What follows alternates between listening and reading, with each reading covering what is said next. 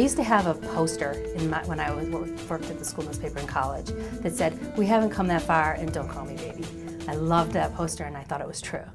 But now I think the challenge for us is we have come a long way. We're not all the way there yet, but we've come a long way, but we're sitting at the table.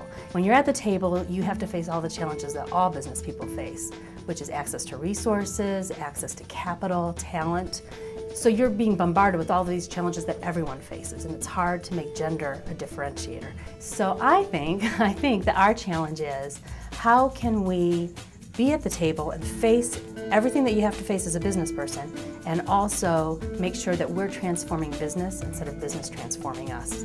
I think that's huge. And if we're the only woman sitting at the table, or the only minority, it's time to make a little elbow room for more and to look back and find other people we can mentor to bring up, and to look to our communities and to look especially to the next generation.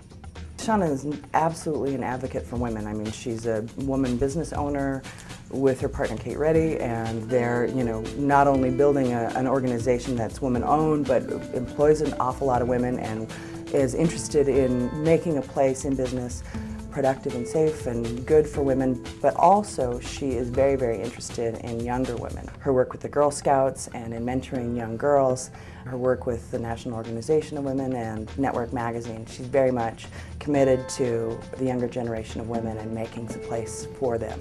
I like that the next generation of girls can't even contemplate that there would be a world that didn't support their dreams. They can't even believe that that would be the case. I know that might change a little bit for them later, but maybe not. Maybe not. So that's what I like. I like their audacity. I think it's amazing.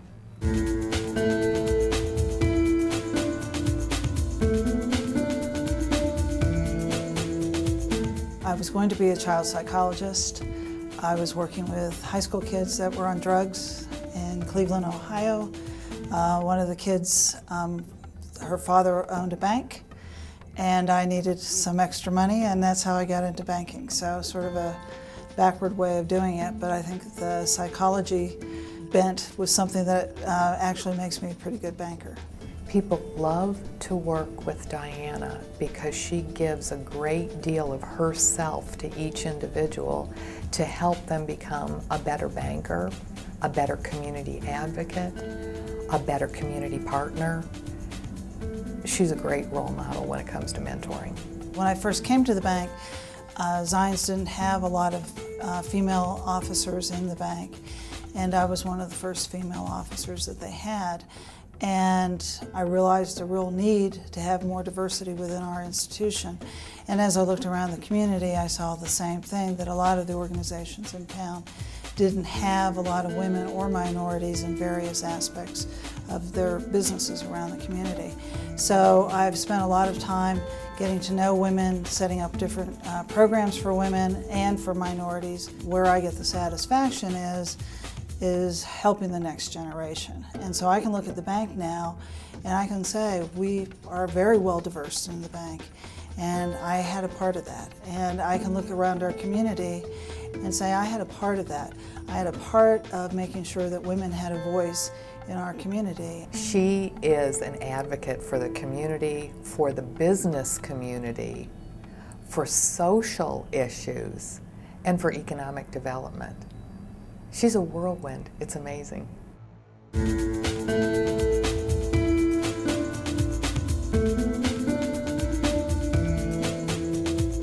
Hospitality is the urge, the need, the desire to be the absolute best in everything that you do within our industry. So from the absolute best in service to our guests, that initial greeting, the food. I always like to say that, people will enjoy food, but it's hospitality that's the spice that brings people coming back. And everywhere I go, I try to be an ambassador for gastronomy, for hospitality, for what we have tried to accomplish over the last 31 years. Judy understands that customer service and relationships with others is what really moves the business community forward. And she conducts all of her business proceedings in the most gracious, well-mannered way. No one doubts her strengths. No one doubts that she is able to make very hard decisions on a daily basis. but she does it with a very high level of both grace, inner strength, and professionalism. She simply makes her decision based on what's the right thing to do, which is really not so prevalent in today's business communities. But she is a strength for people to lean on, and you know she's making the decisions for the right reasons. We would not be here, we would not be the organization that we are if we did not have Judy Reese. She is, in my opinion, the single biggest asset this company has. Every morning I wake up and I don't know what the day is going to bring me. My job changes daily, hourly, but I love it. I'm passionate about the hospitality industry.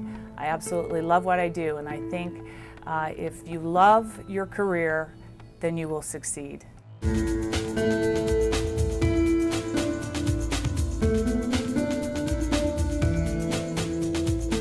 I've dealt a lot with numbers, but behind the numbers are people.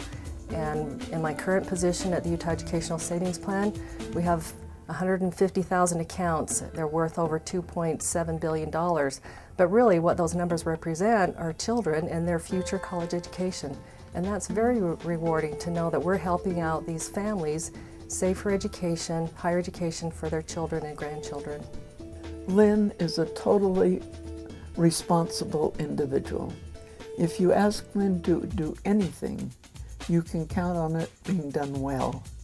She has the intelligence, the personality, and she isn't often in the limelight, but she has a sense of what needs to be done and just quietly does it, and that's important.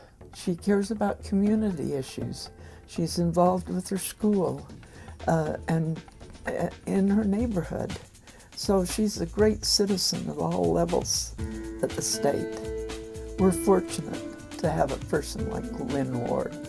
I've always felt like in my career I need to be involved in at least 2 outside activities, be it community or business professional organizations.